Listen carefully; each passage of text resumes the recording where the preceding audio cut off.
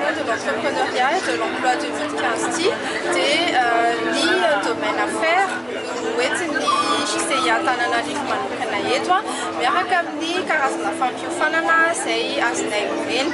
Ny fampiofanana zany dia mikasika manokana momba ny leadership, ny entrepreneurship sy ny développement personnel. Misy koa ny fiarahana miasa amin'ny Microsoft amin'ny fiofanana manokana Build Your Business. Build Your Business dia fiofanana manokana ho an'ireo izay manana tetikasa ka tiany tanterahana izany tetikasa izany. Izay aloha zany tena antom-pisiana eto mandrindra ty salon ty. Volana faharoa zao ny activité ny Jeune Chambre Internationale. Amin'izao zany zay dia manohy ny tetikasa izay efa natomboka tamin'ny volana voalohany. Ao anatin'izay ilay tetikasa adéquation éducation emploi izay niresahantsika tany aloha dia efa vita zany izay ny test d'orientation professionnelle tamin'ny mpianatra tao amin'ny lycée JJKBRB.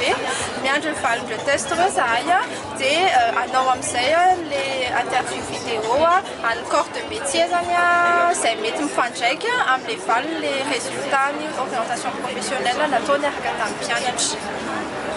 Le anaranao dia ilay andraikitra? Miray Ratsimba Zafy, filohan'ny Jeune Chambre Internationale Antananarivo.